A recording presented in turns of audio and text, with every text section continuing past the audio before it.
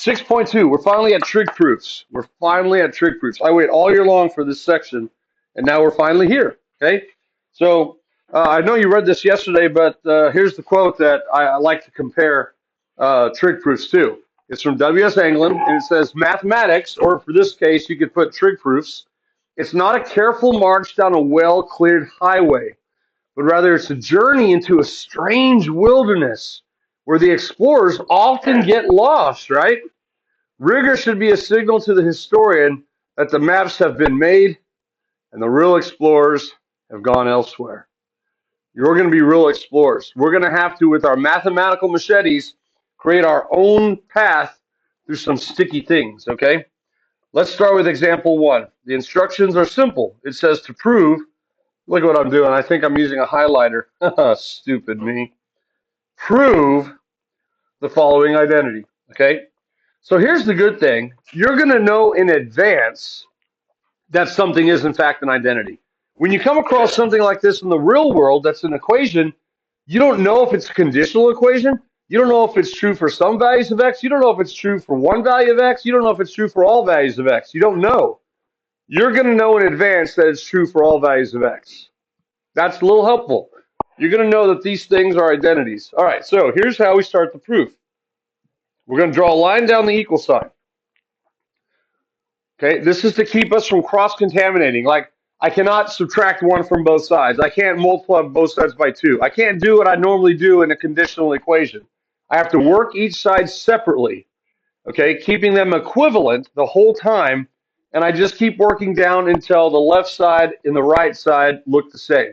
When they, bless you, look the same, we're done, okay?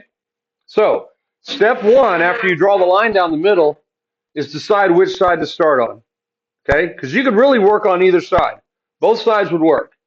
But in general, we mentioned this the other day, it's easier to tear something down than to build it up. Yes, yes? So you want to start on the side that has more information, the side that looks more complicated. That's your first strategy. Which side to you looks more complicated? The left. Okay, now I'm going to agree with you for 2 reasons. The left side has 2 trig functions, whereas the right side only has 1 trig function. But another reason that's almost more important is the left side has higher powers than the right-hand side. You can think of a higher power as being a denser nucleus. There's more information there to unpack. Okay, so here's what you have to tell yourself then. I need to get the left side manipulated until it looks like 1 minus 2 cosine squared of x. So what can we do to start? Well, we can do some algebraic techniques, right? We can combine like terms. We can divide out common factors. We can expand something by multiplying it out. We can factor something, okay? And we can also replace something with an identity.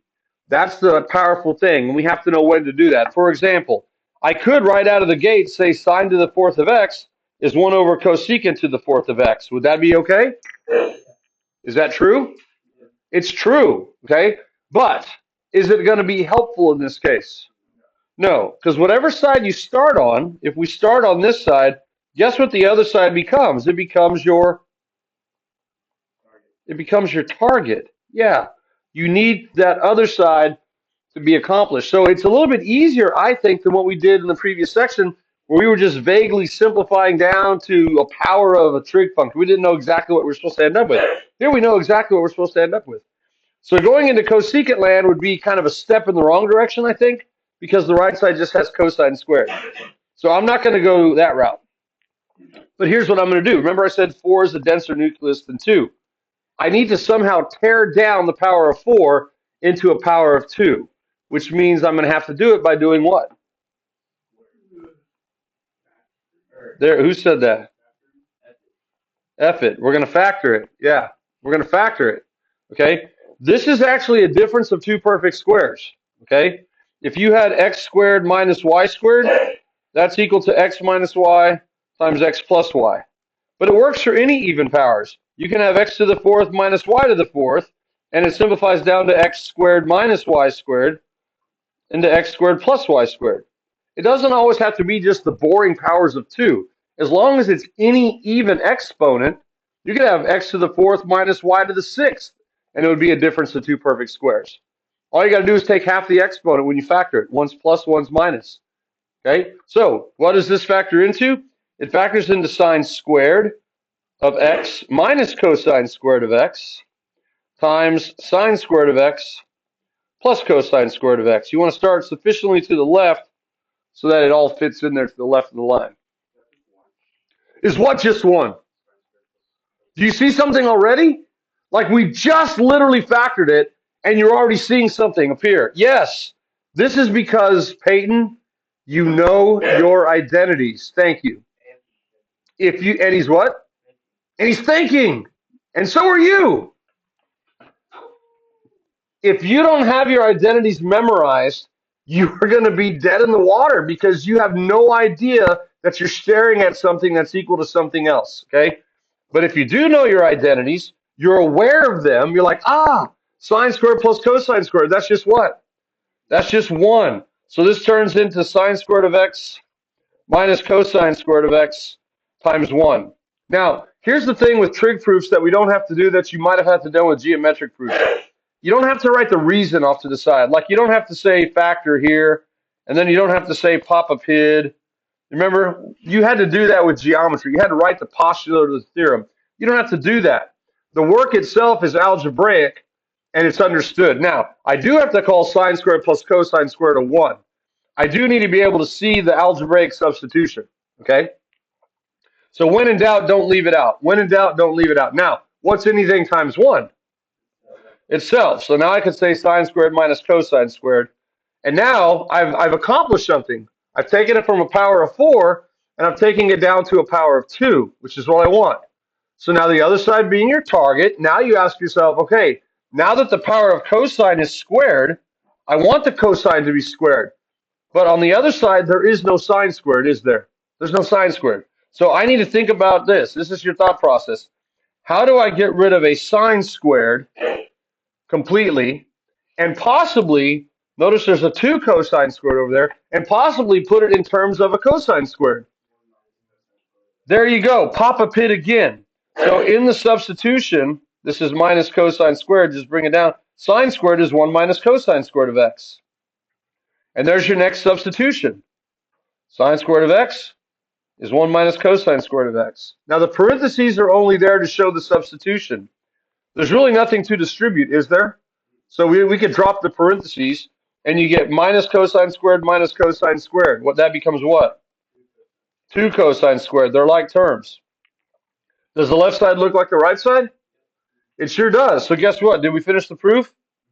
Yeah. So you can sign off however you want. Dirty diaper. Yeah. Or QED. You can put QED. You could sign your name. You could put Bazinga if you watch that show. Chat. Yeah. Whatever you want. Just keep it clean. And by clean, I mean not profane. Dirty diapers are not very clean. Right? Whatever you want. I used to sign my name until I came up with dirty diaper. I just like it. Dirty diaper.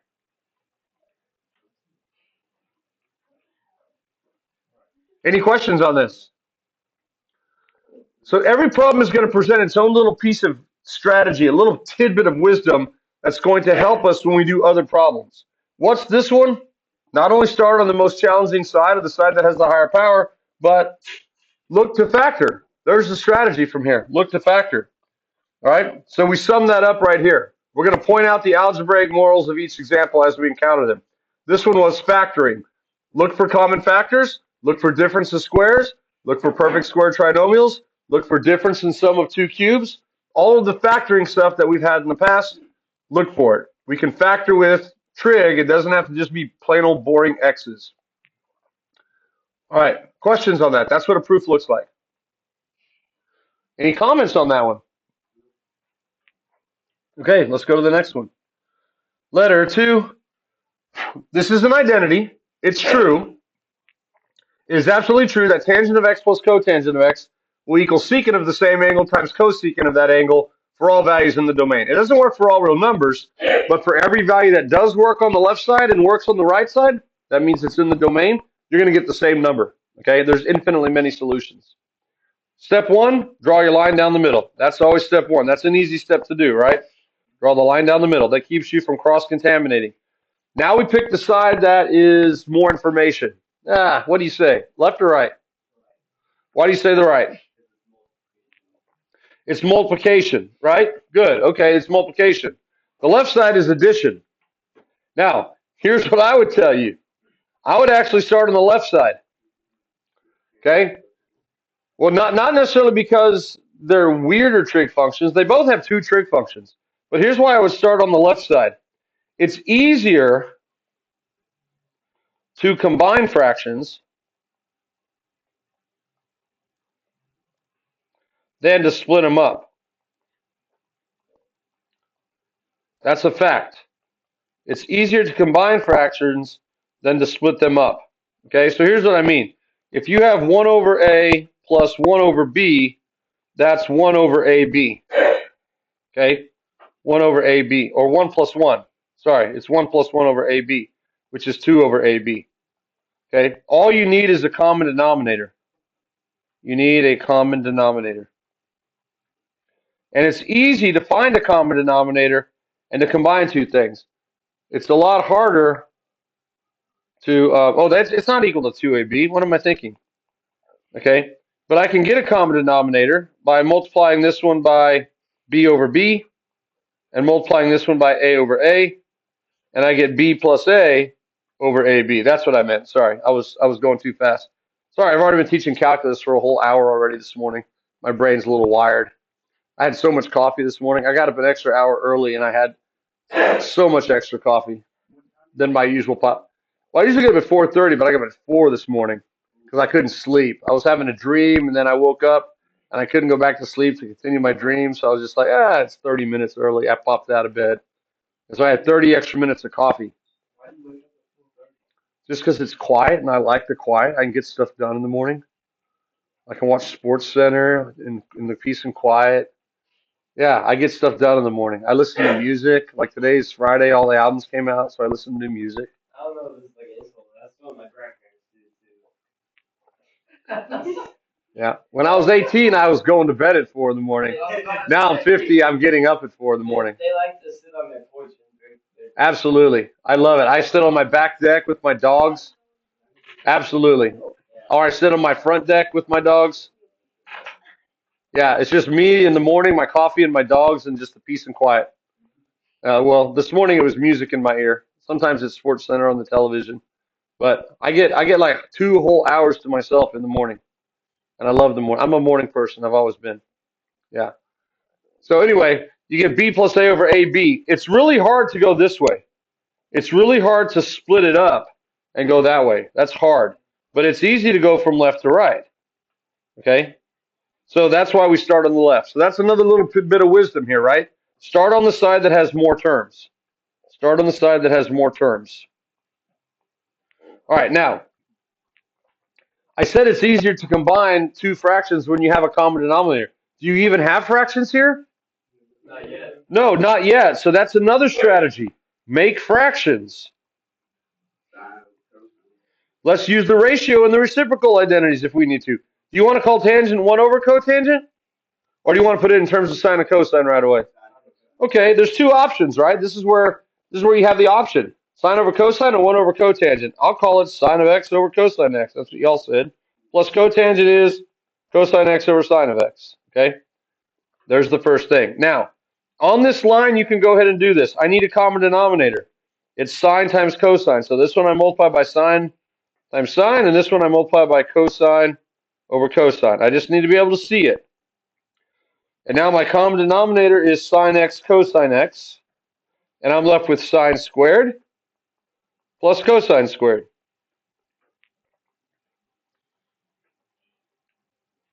So I did two things on line 1. I wrote them in terms of the ratio identities, and then I got a common denominator, and I showed that. Sine over sine, cosine over cosine. Okay, now I combine the numerators all over the common denominator, and now we reassess. How is it looking like the right side? The right side is my target. Is it looking good? It's looking good in the sense that it's now a single term, yes? The right side is a single term, so I've got my single term. All right, now we're staring at it, and what's happening? I see Papa Pitt again. He's all over the place. That's 1, so I get 1 over sine of x cosine x. Now, it is easy to split up fractions when it's a single term. If you have multiple terms in the top, like sine plus cosine or b plus a, it's hard. This is the same now because they're multiplied as 1 over sine of x times 1 over cosine x. Would you agree? Because when you multiply straight across, 1 times 1 is 1. Now, what's another name for 1 over sine of x? Cosecant of x. What's another name for 1 over cosine? Secant of x. Is that what I have on the right-hand side? Well, pretty much. Wow. Should we stop here then? We just flip them. We don't stop here is what you mean. You don't stop until the left side looks exactly like the right side. If there's a reason for doing something, you want to show that step. This would be the commutative property of multiplication. A times B is the same as B times A. So that's secant now times cosecant, and that would be commutative property of multiplication. Now can we stop?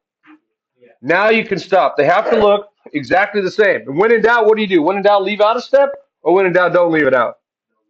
Don't leave it out. Your process is the product. Your process is what I'm actually grading. I'm going step by step through each of your lines that I have to follow with integrity all the way through to the end. Okay, so now we can put dirty diapers. I'm just going to put DD, dirty diapers. Dirty diapers. All right. All right, so let's go ahead. When all else fails, get everything in terms of sine and cosine. That's the strategy. We didn't even really think about it. Y'all didn't want to do 1 over cotangent and 1 over tangent. Y'all wanted to put everything in terms of sine and cosine right away. Guess what? That's another strategy. You can get everything in terms of sine and cosine. That strategy works at any time, right? We saw yesterday when we did the simplifying one that if we went in terms of sine and cosine too early, it made the problem a lot longer. Whereas if we would have kept it in terms of tangent, cotangent, it was a very quick thing on the quiz yesterday. So just, I would wait until everything else fails. If it's the only insight you have is to put everything in terms of sine and cosine, go for it right away. And of course, combine terms by getting a common denominator. Make fractions. Make fractions, get a common denominator. Start on the side that has more terms. There's a lot that we've gotten out of this one little problem, right?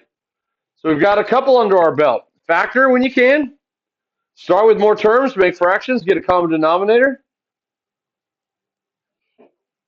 How y'all feeling about these proofs so far? So far, so good? You think you could do 1 or 2 on your own? Okay, well, that's what the worksheet's for. Every problem that we have here is going to have a little bit more to learn, and I don't want to set you loose on one of these examples because you're going to get stuck maybe because you haven't seen the strategy before. But once I make you aware of the strategy, now you're like, oh, yeah, we could just do the same thing here that we did in that problem 2 years ago, whatever. All right, step 1, draw a line down the middle. Step 2, start on the side that has more information. Which side do you want to start on based on the previous problem? The left side. It's got more terms, doesn't it? It's got fractions and it has more terms. So I would start on this side. Let's start on the left-hand side. All right. What do you want to do first? Square root. Or not square. Can you square them? Here's what you can't do. Can you just square the left side? Or can you just square the denominator? Is that legal? When you square something, do you change its value? Yeah, you can't just do that. You can square both sides of the equation if you're solving, but we're not solving, we're proving. So we can't square both sides of the equation. Squaring is off limits. It changes the value. What did we do up here? We had 2 fractions. We got them into 1 fraction by getting a what? A common denominator. Would that be a viable first step here then? Yeah. So I'm going to go down to the next line because there's no room here. The common denominator for secant x minus 1 and secant x plus 1 is their product, right? When in doubt, take the product of the two and you have a common denominator. So I'm going to do 1 over secant of x minus 1, and I'm going to multiply it by secant of x plus 1 over secant of x plus 1. And then I'm going to say plus 1 over secant of x plus 1. I'm going to multiply that by secant x minus 1 over secant x minus 1. Now this is kind of 2 strategies in one. The first strategy is combine terms by getting a common denominator. The second strategy is how are secant x minus 1 and secant x plus 1 related? They're what's of each other? You tell me. I know. No. The square. They're conjugates of each other. We already had this strategy the other day when we were simplifying. I said when you have a 1 minus cosine of x multiplied by 1 plus cosine over 1 plus cosine, that's the conjugate over the conjugate. And anytime you multiply by the conjugate over conjugate, you get a difference of squares. And a difference of squares will set up a Pythagorean substitution. Do you remember that from the other day? Okay, so that's two strategies in one. We're just getting a common denominator. They happen to be conjugates of each other. So let's go ahead and see what we get on the next line. We're going to get secant x plus 1 times secant x minus 1. That's our common denominator. And in the top, if I multiply across, I get secant x plus 1 plus secant of x minus 1. Are we making progress? Look at your target on the right-hand side. How are we doing? We're good. I have a single term now, don't I? It still looks a lot hairier than the one on the right, but at least I have a single term. All right, now what? What can I do? Let's look at the numerator first. Is there anything I can do in the numerator? I can cancel out the ones. Now, if you're going to do that, make sure that I can still see that there was a 1 and a minus 1 there. Don't just scratch it out. You can cross them out if you want, but I need to see what's underneath the cross out. And what about secant plus secant? Combine them to get what? 2 secant of x. Okay, now look at the right-hand side. How am I doing? I'm doing great. Look, I needed a 2, and I have a 2. I'm almost halfway there. I got the 2. Woo! Making progress. All right, in the bottom now, what can I do with secant plus 1, secant minus 1? Combine them, multiply them out, right? You're going to get what? Secant squared minus 1. You get a difference of squares. The middle terms cancel out. You don't have to show the middle terms. You can just say, oh, I know they cancel. They're conjugates.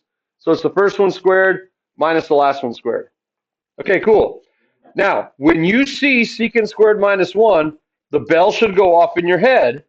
When you see a squared trig function, especially in the presence of the number 1, you should be thinking PIDs. Now, I know that you probably don't have this one memorized and can manipulate in your head. Maybe you do. But you off to the side could write it out. I know that 1 plus tangent squared of x is equal to what? Secant squared of x. So if I just bring the 1 across, I get secant squared of x minus 1 equals what? Can I make that substitution? I absolutely can. Yeah, so I get 2 secant of x all over tangent squared of x. Now what that did is it got rid of the 2 term dude in the denominator. And now you look at your right-hand side and you're like, I'm making great progress. I'm making great progress. But I still only have the 2 in the right place. What can I do now?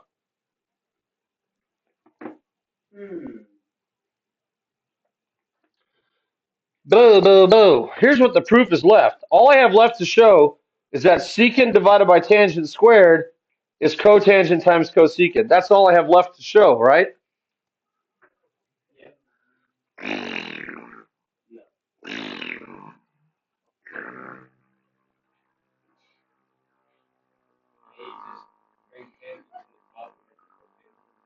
What? Did y'all hear that? We can do that. As long as we have factors, we did this the other day on the quiz, yesterday on the quiz, I could bring a tangent squared from the bottom to the top and call it what? Cotangent squared.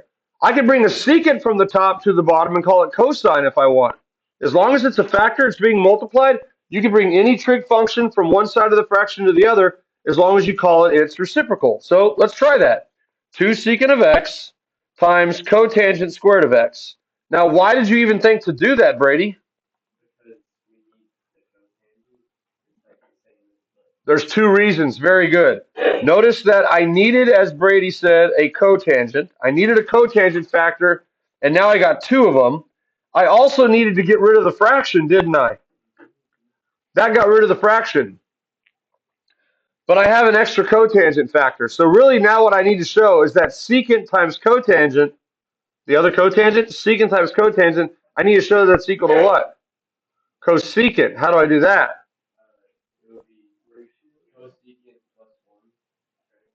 Oh, do you want to go back to plus 1? No, the right side doesn't have plus 1. I want to stay like this. So here's what I'm saying. Let's go ahead and start a new column. Okay, here's our new column, right? Here's the double line to separate it. I have 2 secant of x, I forgot the x, don't forget the x, go back and put it if you forget it, times cotangent squared of x. Let me go ahead and rearrange these factors. This is called the associative property of multiplication. Let's write it as 2 cotangent of x times secant of x cotangent of x. Are you okay with that? What I did is I put the 2 cotangent of x in front, because that's what I want, and then I just put the other cotangent and the other secant together. So really now all I have left to show is that secant of x times cotangent of x is equal to cosecant of x. That's all I have left to show. The 2 cotangent of x is in place. Any ideas how we could do that? Any strategies that we've already had or any insight? What do you mean fractions? Like secant 1 over cosine and cotangent cosine of sine. So put everything in terms of what?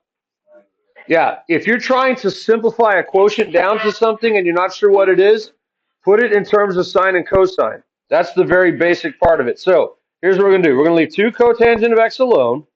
Secant is 1 over cosine of x.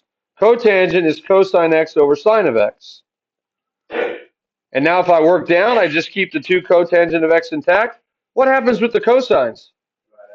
They divide out. And what am I left with? 1 over sine. And what's another name for 1 over sine? Is that what I wanted? Dirty diapers. I'm going to put FTH. Factor the heck out of it. No. Fear the horn. Fear the horn. Yes.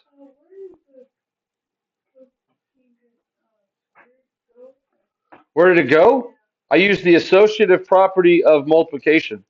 I just split it up. I put 1 cotangent factor in the front with the 2 because that's what I needed over here. See, this was my target.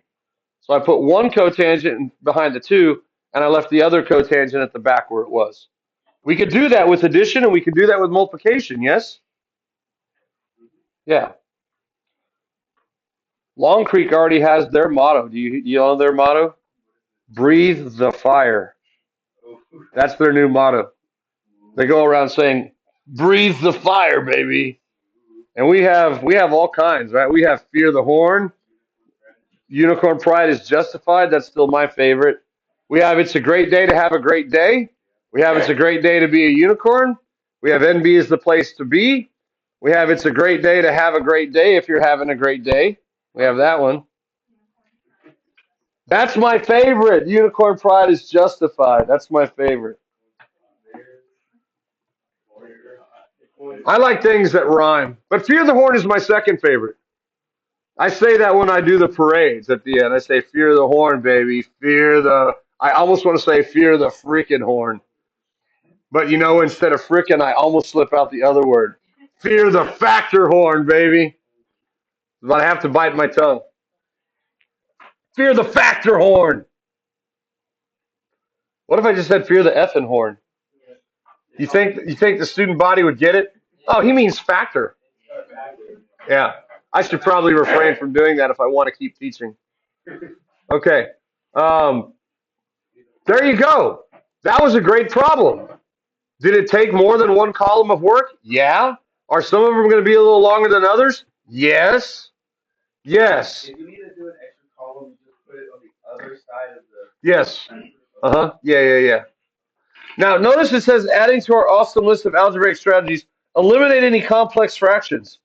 We actually did it a little bit differently than I'm used to doing it. Some people in the past wanted to put secant right away in terms of cosine, and that would be 1 over cosine, and then you can get rid of the complex fraction. So I'm going to add that to our list right here. Whenever you create a complex fraction, and we saw that yesterday on the quiz or in the notes, your next step is to eliminate the complex fraction by either doing stay, change, flip. You can do stay, change, flip, SCF, or lick 'em over lick 'em. Okay, stay, change, flip, or lick 'em over lick 'em. But that's your next algebraic step. Stay, change, flip, or lick 'em over lick 'em.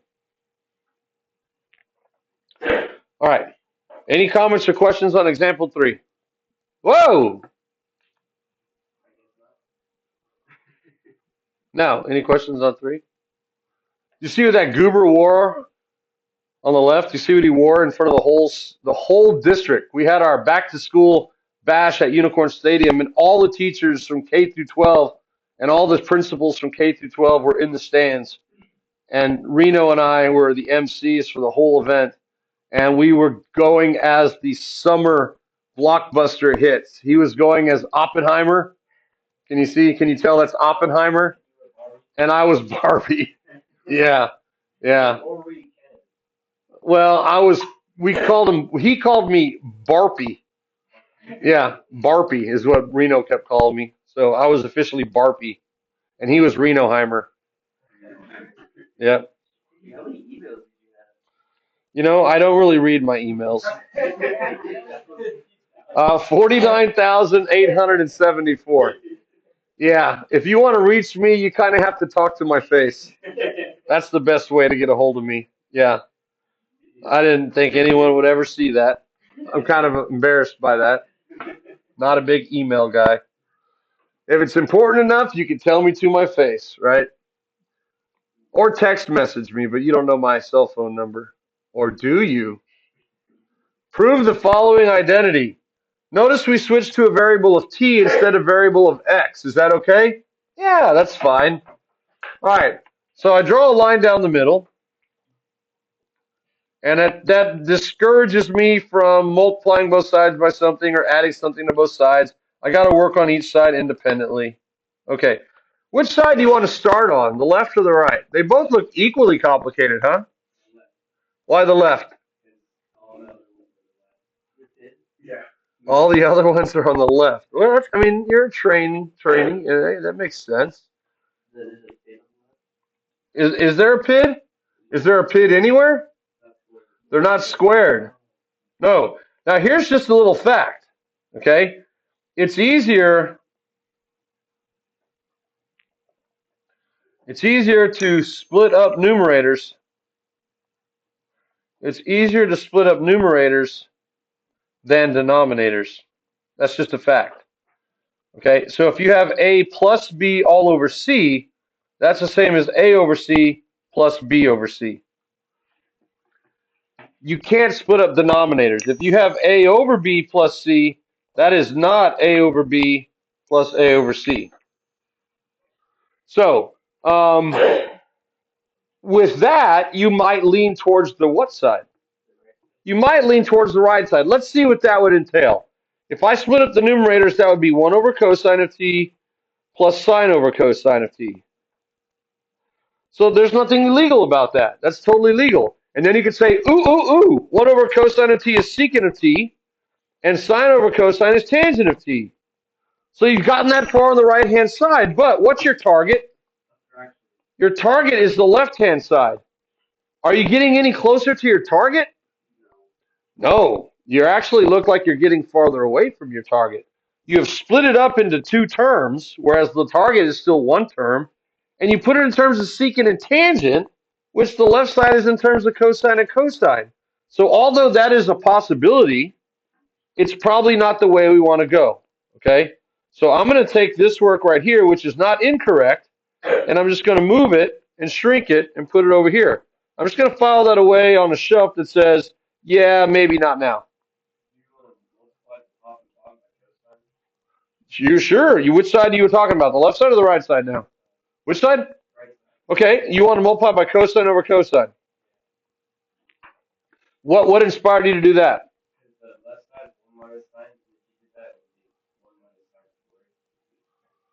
Ah, okay.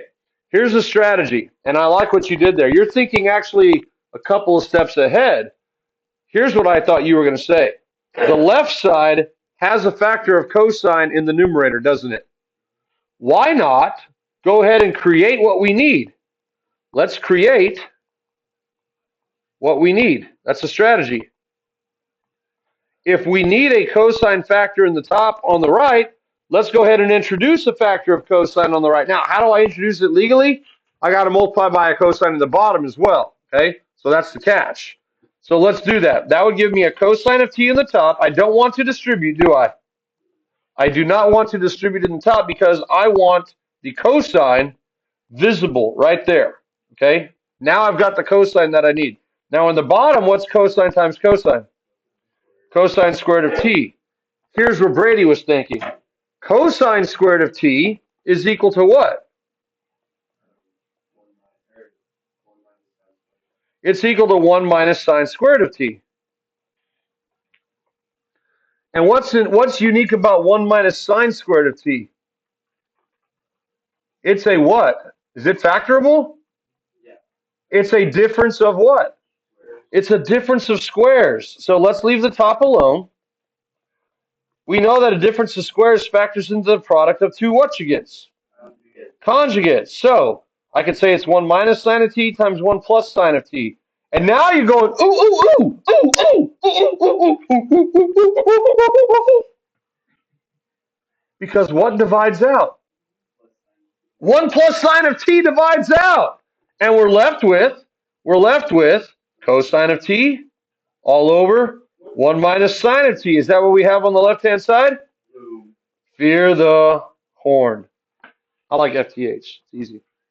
Fear the horn. We did it. Good insight, Brady. Create what you need. You were looking more at setting up the denominator 2 steps ahead. You play chess? Oh, you should, because you were thinking like a chess player there, several moves ahead. I was thinking more just like checkers. Well, we need a cosine. Let's put a cosine. You were thinking we need a 1 minus sine. So if I multiply by cosine, that gives me cosine squared, which is 1 minus sine squared, which will be 1 minus sine times 1 plus sine. Yeah, and that'll give us the 1 minus sine that we need. That's what you were thinking. Yeah. Crazy. Now, that's the strategy. Create what you need. Now, watch this. Let's do it from the other side. Because the other side is going to be introducing another strategy that we've already talked about.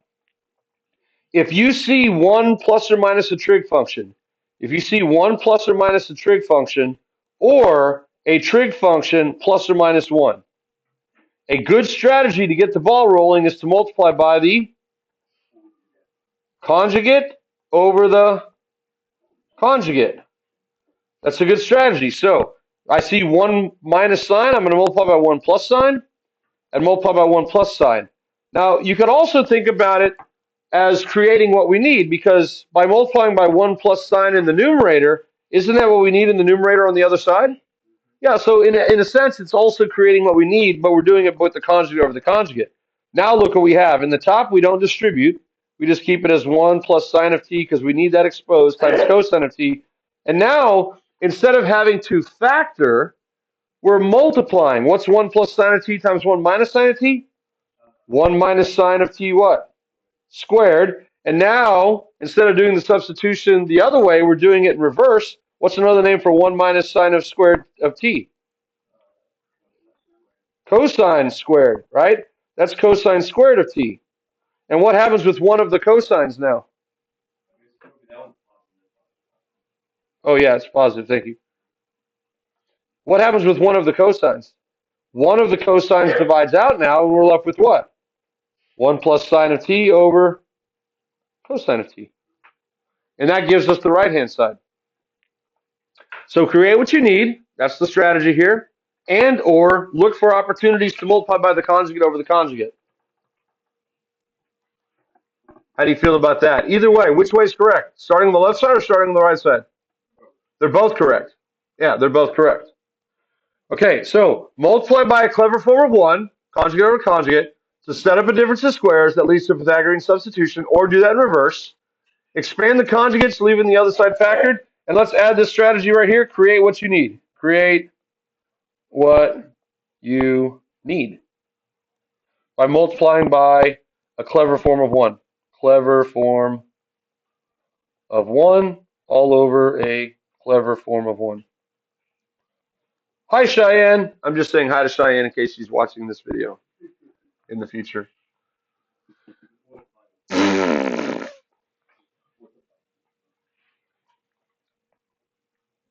All right, example 5. Prove the following identity. Prove the following identity. Sure thing. We're getting pros at this. They start looking a little bit more interesting, though, as you go through more and more. They're getting a little more challenging. All right, what side do you want to start on? Left side? What would you do on the left side, Brady? Multiply by 1 plus cosine. Not 1 plus cosine. If you're going to do the strategy that we just talked about, you would multiply by the conjugate of 1 plus cosine, which is 1 minus cosine. Now, let's think a little bit like a chess player. The whole reason I would multiply by the conjugate is to set up a difference of squares. That's going to give me 1 minus cosine squared. 1 minus cosine squared, then, by Papa Pig, could become a sine squared. And that would be a factor of sine squared in the bottom. A factor of sine squared in the bottom is the same as a factor of what in the top? Cosecant squared. Is that what we want? Yeah. So there you go. That looks like that's going to bear some fruit. So let's continue on then. We're going to leave the top factored for now. Secant of theta times 1 minus cosine of theta. We'll leave it factored. And we get 1 minus cosine squared of theta. That gives us secant of theta times 1 minus cosine of theta. We're leaving it factored. All over sine squared of theta. And now I could bring the sine squared from the bottom to the top.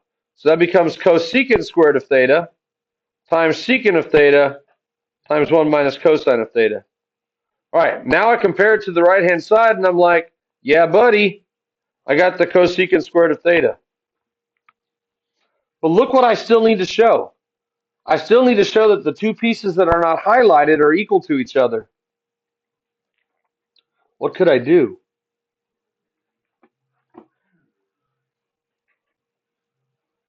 Is there something still? Could I distribute the secant? Will that work? Is that something I could do? Let's try it. I mean, it's factored. Let's try multiplying it. What's secant of theta times 1? Secant of theta. And what's secant of theta times cosine of theta?